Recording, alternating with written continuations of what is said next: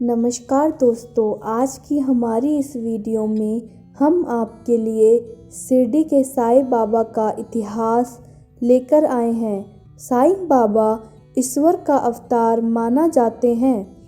इस जगह हिंदू और मुस्लिम दोनों धर्मों के लोग सम्मान भाव से पूजते हैं। साईं बाबा एक भारतीय धर्म गुरु थे जिन्होंने लोग वैश्विक स्तर पर पूजते उन्हें अनुयायी उन्हें फकीर, संत, योगी और सद्गुण मानते थे। साईं बाबा के जन्म और उनके धर्म को लेकर विरोधाभास प्रचलित है। कोई उन्हें हिंदू मानता है, कोई उन्हें मुस्लिम। फिलहाल वे सभी धर्मों का आदर करने वाले एक चमत्कारी व्यक्ति थे, जो भी उनकी पूरे जीवन भर सबका मालिक एक है जाप करते रहते थे। वे सभी धर्मों के लोग से हमेशा प्रेम पूर्वक मिलजुल कर रहने का आग्रह करते थे। साथ ही हिंदू मुस्लिम दोनों धर्म का पाठ पढ़ते रहे। मुस्लिम टोपी पहनते थे और उन्होंने अपनी ज़िंदगी में ज़्यादातर समय महाराष्ट्र में स्थित शिरडी की एक निर्जन मस्तिष्क में ही गुजारी। उसी के बाद वे वहीं पर रहने लगे और वहाँ मस्जिद को हिंदू नाम में का मायका कर दिया गया। जिन्होंने दो धर्मों से लोग साईं बाबा के दर पर माथा टेकने आते हैं और उनकी पूजा आराधना करते हैं। साईं सचित्र किताबों अनुसार साईं बाबा का जन्म 27 सितंबर 1800 महाराष्ट्र राज्य के पात्र में हुआ था और वे 23 से 25 साल की आयु में शिरडी आए थे। तब इस किताब के अनुसार साईं बाबा 16 साल के थे। तभी ब्रिटिश भारत के राज्यों में अहमदनगर जिले में शिरडी गांव में आए थे। वह एक सन्यासी बनकर जिंदगी जी रहे थे और हमेशा नीम के पेड़ के नीचे धारण करके वहीं विराजमान रहते थे।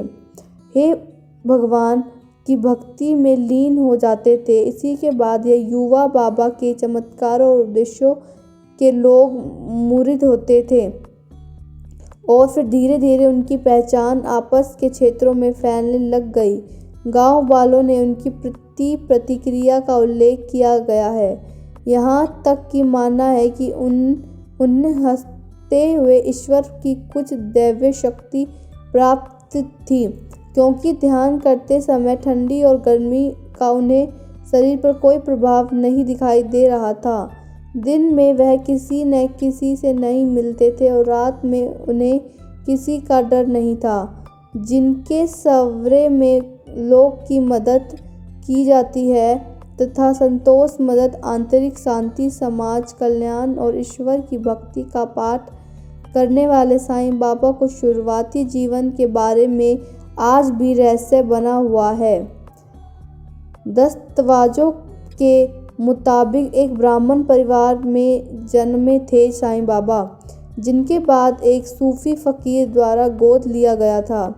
हालांकि आगे चलकर उन्हें दुख को एक हिंदू का गुरु का शिष्य मिला तथा साईं बाबा के धर्म को लेकर फैला ब्रह्मा। उन्होंने अपने जीवन का ज़्यादातर समय शिरडी के एक मस्जिद में मुस्लिम फकीर के साथ विधायक व हिंदू और मुस्लिम दोनों ही धर्मों के साथ आदर सम्मान से व्यतीत की थी। उन्होंने कभी धर्म के आधार पर किसी से भी कोई संकोच नहीं किया और न ही साईं बाबा ने हिंदू होने के पीछे यह तर्क भी देते हैं कि बाबू धूनी रमाते थे और धोनी सिर्फ सैफिया या उत्पन्न धर्म के लोग ही चलाते हैं। इसके साथ ही वह हमेशा अपने माथे पर चंदन का टीका लगाते थे और उनके कानों में छेद थे जिसमें वो सिर्फ फकीर नाथ पंथी ही करवाते हैं। साईं बाबा के हिंदू होने का यह भी प्रमाण है कि वह हफ्ते विठल के नाम से भजन कीर्तन का आयोजन किया करते थे।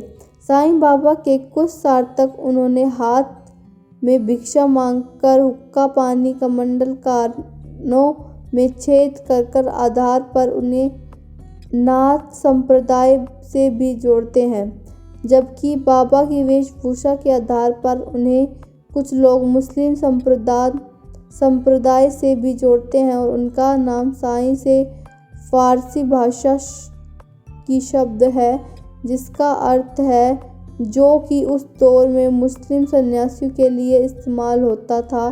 शिरडी का साईं बाबा मंदिर के महाराष्ट्र में अहमद जिले में स्थित शिरडी गांव में बने साईं मंदिर में आज लाखों करोड़ लोग जा रहे हैं, परंतु दुनिया के हर कोने कोने से लोग पहुंचते हैं। साईं बाबा की शिक्षा और उनके लोक कल्याणकारी कामों को लगाने बढ़ाने के लिए उसके इस मंदिर का निर्माण सन 1982 में किया गया था। ऐसा माना गया है कि वही इस विद्यालय से जुड़ी यह मान्यता है कि जो भी सच्चे भक्त और सच्चे मन से भगवान के दर्शन के लिए पहुंचते हैं, उनकी सभी मुरादें पूरी की जाएगी। और बहुत सी ज्ञानी की बात जानने के लिए हमारे चैनल को सब्सक्राइब करें और हमारी इस वीडियो को लाइक करना ना भूलें। धन्यवाद।